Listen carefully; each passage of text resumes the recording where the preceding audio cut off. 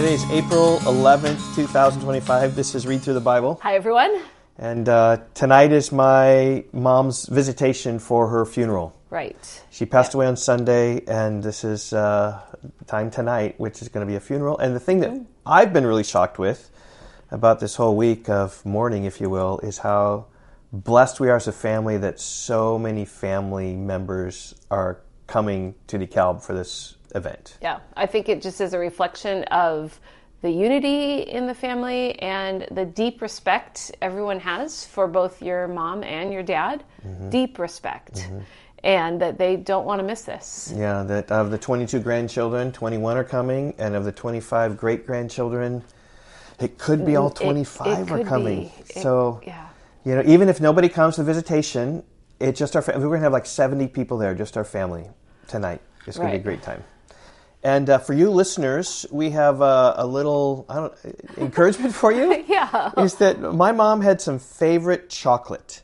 And if you come up to us at the visitation, just say, hey, I listened to your podcast. You had to listen to it today because today's the only time. So yeah, I listened to your podcast, then we will give you a chocolate bar of my mom's favorite chocolate. We'll have a big supply of it, and we'll give it out because we'd love to know that you're listening. And be encouraged with that. That would be excellent. We'd love to see you with that. Okay, so today we are in chapter 14 of Leviticus.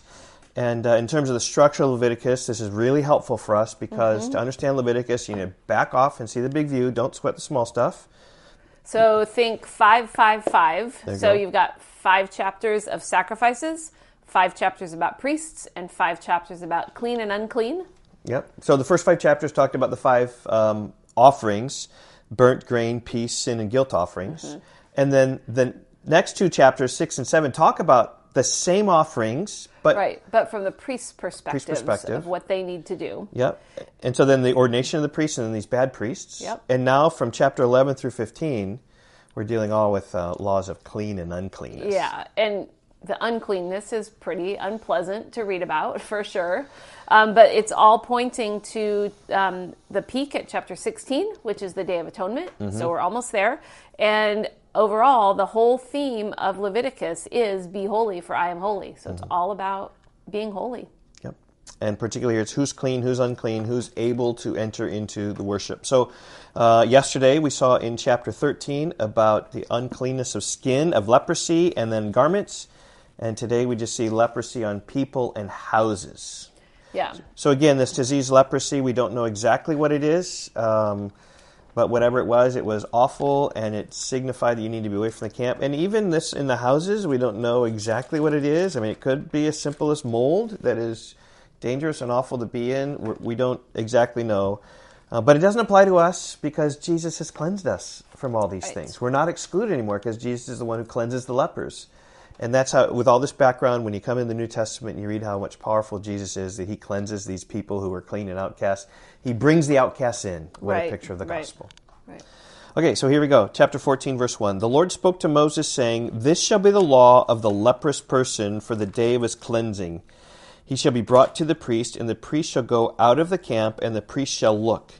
If the case of leprous disease is healed in the leprous person, the priest shall command them to take for him who is to be cleansed 2 live clean birds and cedar wood and scarlet yarn and hyssop, and the priest shall command them to kill one of the birds in an earthenware vessel over fresh water.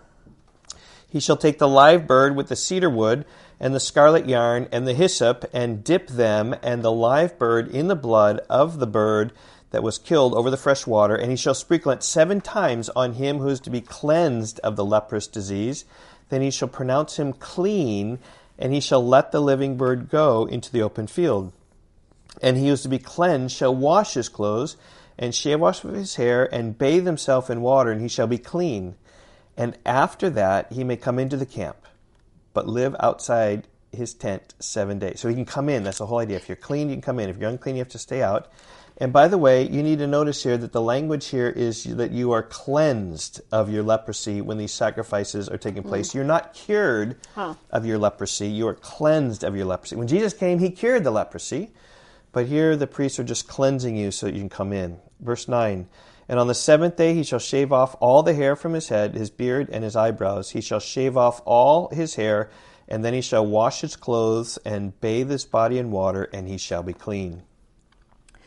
Okay, verse 10. And on the 8th day he shall take 2 male lambs without blemish, and 1 ewe lamb a year old without blemish, and a grain offering of 3/10 of an ephah of fine flour mixed with oil, and 1 log of oil. And the priest who cleanses him shall set the man who is to be cleansed and these things before the Lord at the entrance of the tent of meeting. And the priest shall take 1 of the male lambs and offer it for a guilt offering along with a log of oil, and wave them for a wave offering before the Lord.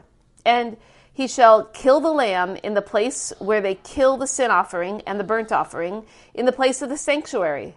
For the guilt offering, like the sin offering, belongs to the priest. It is most holy. And when you read the stories about Jesus cleansing lepers, he often tells them, well, go to the priest. Go to the priest and show yourself. Right. Because to be restored back in, you can't just come back in. You needed the priest to cleanse you. And beginning verse 14, it's a little bit like when Aaron and his sons were anointed. This whole lobe of the right ear and big thumb and big toe. The priest shall take some of the blood of the guilt offering. The priest shall put it on the lobe of the right ear of him who is to be cleansed, and on the thumb of his right hand, and on the big toe of his right foot. Yeah, that is the same as what they did to consecrate the priests. Yep. Verse 15, then the priest shall take some of the log of the oil and put it into the palm of his own left hand, and dip his right finger in the oil that is in his left hand, and sprinkle some of the oil with his finger 7 times before the Lord.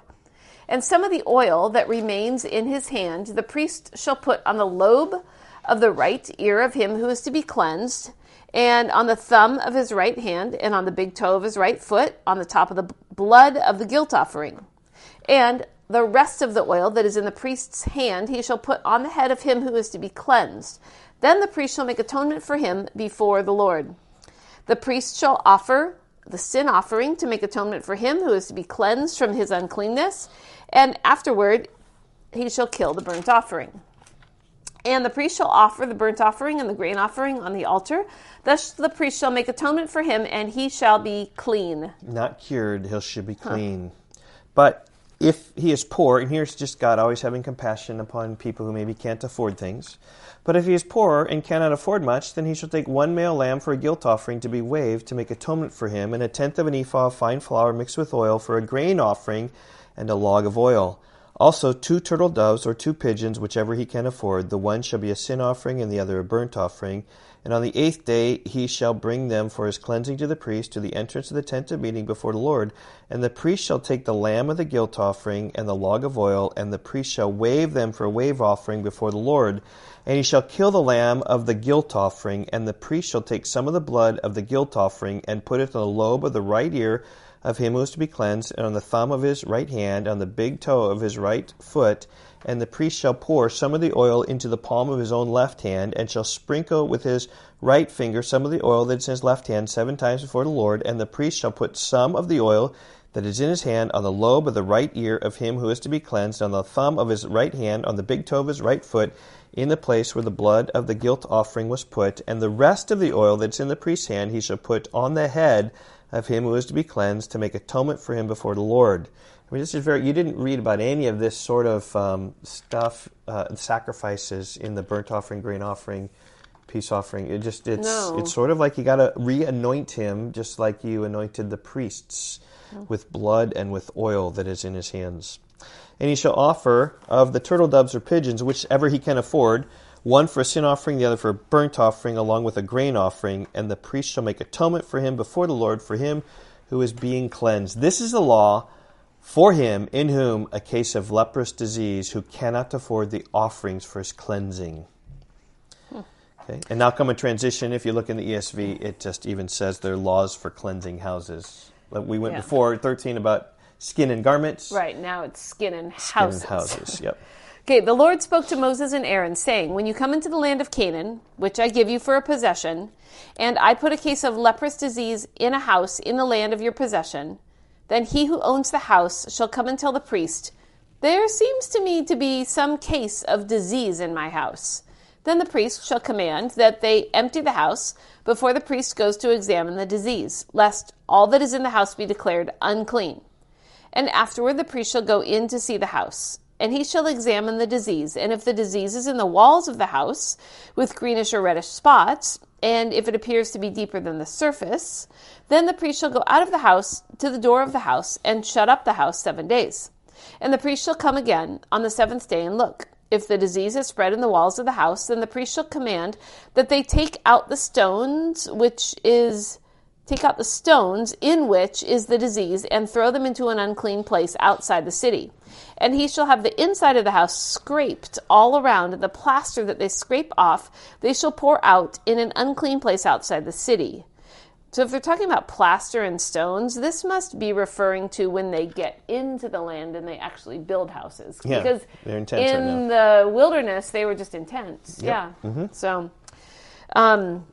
then they shall take other stones and put them in the place of those stones, and he shall take other plaster and plaster the house. Yep, just sort of rooting it all out.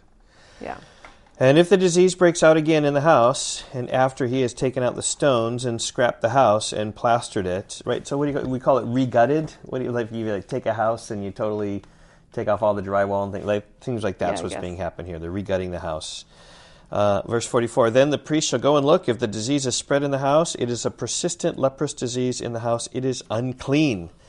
And if that's the case, he shall break down the house, its stones, its timber, and all the plaster in the house. He shall carry them out of the city to an unclean place.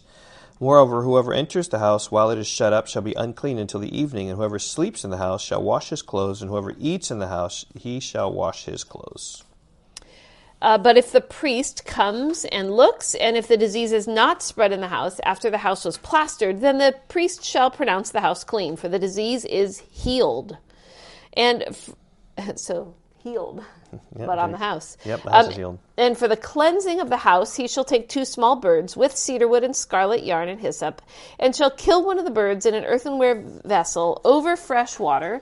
And he shall take the cedar wood and the hyssop and the scarlet yarn, along with the live bird, and dip them in the blood of the bird that was killed, and in the fresh water, and sprinkle the house 7 times. Thus he shall cleanse the house with the blood of the bird, and with the fresh water, and with the live bird, and with the cedar wood, and hyssop, and scarlet yarn. And he shall let the live bird go out of the city into the open country. So he shall make atonement for the house, and it shall be clean. Okay, then we get a summary statement for chapters 13 and 14. This is a law for any case of leprous disease, for an itch, for leprous disease in a garment or in a house, and for a swelling or an eruption or a spot, to show when it is unclean and when it is clean. This is the law for leprous disease. All right. Well, in terms of summary, this chapter is about the cleansing of leprosy on people and houses. 13 was detection of leprosy on skin and garments. Yeah. Okay, so we will go back to sensitive subjects tomorrow. On Monday, we'll do that. Right. Okay, we will see you tomorrow. Bye-bye. Okay, goodbye.